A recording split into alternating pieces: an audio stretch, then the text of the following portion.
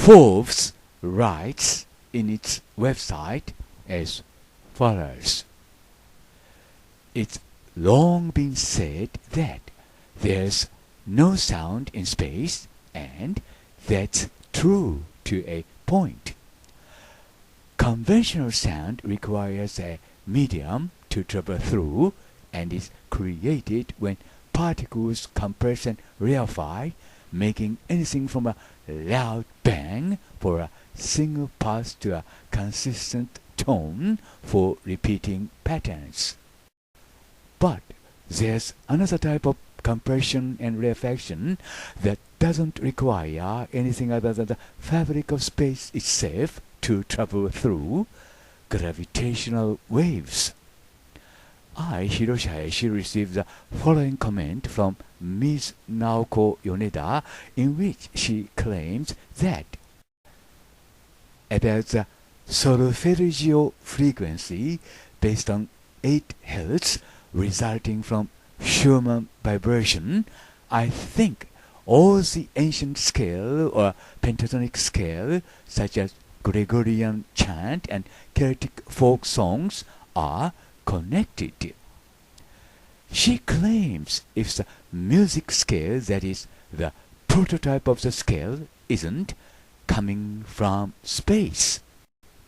It's a very interesting hypothesis, so I decided to check it out. フォーブズのウェブサイトは次のように書いています。宇宙には音はないと従来より考えられていたが、実際には音はある。例えば宇宙船の中ではさまざまな粒子による衝突音などの音を聞くことができるが、それ以外にも宇宙の構造そのものに起因する音もある。例えば重力波による音などと。米田直子さんからこんなコメントが届いています。シューマン振動から生ずる 8Hz を元とするソルフェルジオ周波数についてですが、グレゴリオ聖歌やケルト民謡などの古代音階、例えばペンタトニックスケールは全てつながっているのではないでしょうかと。ミュージックスケール、つまり音階の原型は宇宙から来たものではないかという仮説ということになりますが、大変興味深い話です。で、私の方でも調べてみることにしました。Hiroshi Hayashi, Hamama City, Japan。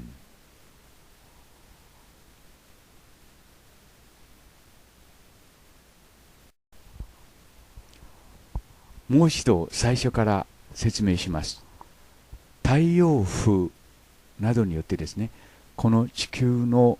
電離層がですね、共鳴して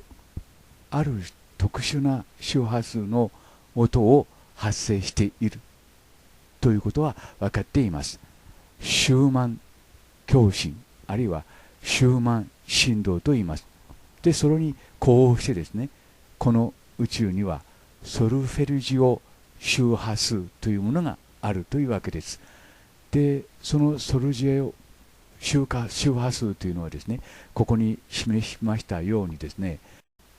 ある一定の規則性を持って、つまりは観測されているということになります。で、この音をですね、並べて上からですね、今現在ドレミファソラシドとしているということになりますが、聖歌の歌詞の頭の部分を取ってですね、現在はそれをドレミファソラシドとしているというわけです。それはともかくとしてですね、ここに示されているような周波数が電離層から発しているということになります。で、その音をこれから聞いていただきますが、つまりはその音がですね、人間の生理活動あるいは精神活動にも大きく影響を与えているのではないかという説もたくさんあります。で、それに基づいて具体的に音楽も作られています。で、その音を皆さんにまずお聞きいただきます。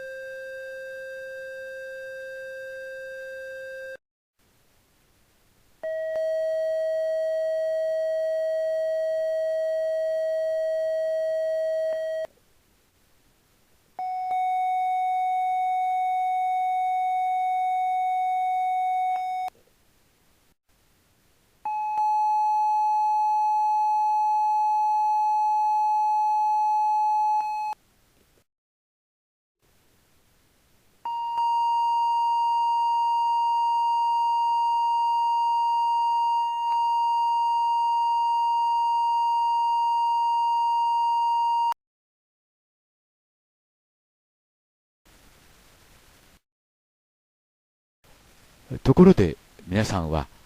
宇宙にも音があることをご存知ですか？太陽風などによってですね、電磁波が振動し、その振動が宇宙船の壁を通して人間の耳にも聞こえるというわけです。その音を NASA が太陽系のあちこちで拾っています。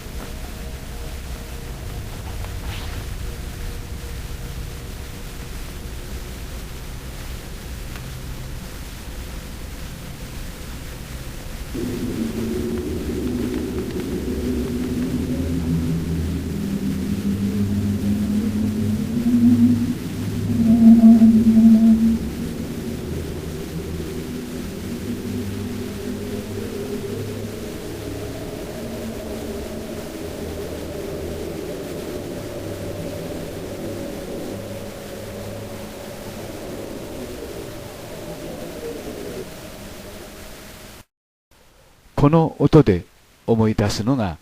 オーストラリアンアボリジニーズのデジェレトゥです。どうかお聞きください。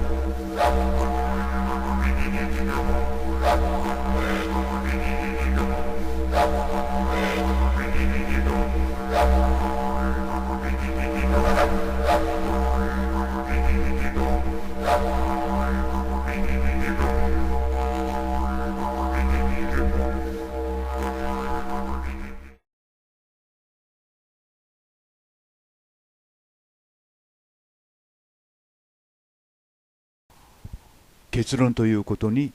なります。中世の賛美歌に聖ヨハネ賛歌というのがありますが、その歌詞の頭の部分を取ってですね、ドレミファソラシドが決まったと言われています。それはともかくとしてですね、宇宙にある音と言ったらいいのかな、宇宙で聞こえる音とですね、人間が今使っている音階、さらには音楽と何か関係があるのかないのかということですけども、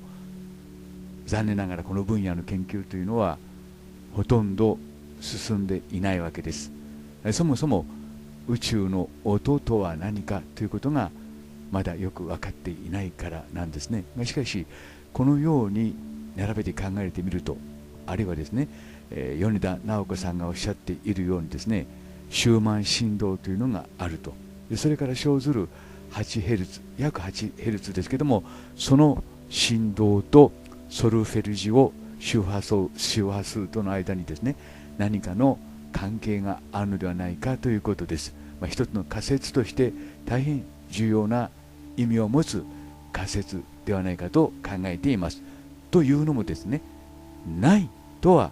断言できないからです。この宇宙、そして人間の過去歴史にはですね、まだまだ巨大な謎が隠されているのではないかと私は考えています。その一つが音であり、音階であり、音楽ということになります。と同時にですね、人間も自然の一部というよりはですね、宇宙の一部であると考えるならばですね、人間そのものがですね、宇宙と、そして宇宙を流れる音楽、ありとあらゆるものとですね、深く関わり合っているのではないかと考えることは、それほど間違っていないと思います。さらに今後ですね、この分野についての検証研究を重ねていきたいと思います。米田直子さん、どうも情報ありがとうございました。バイ。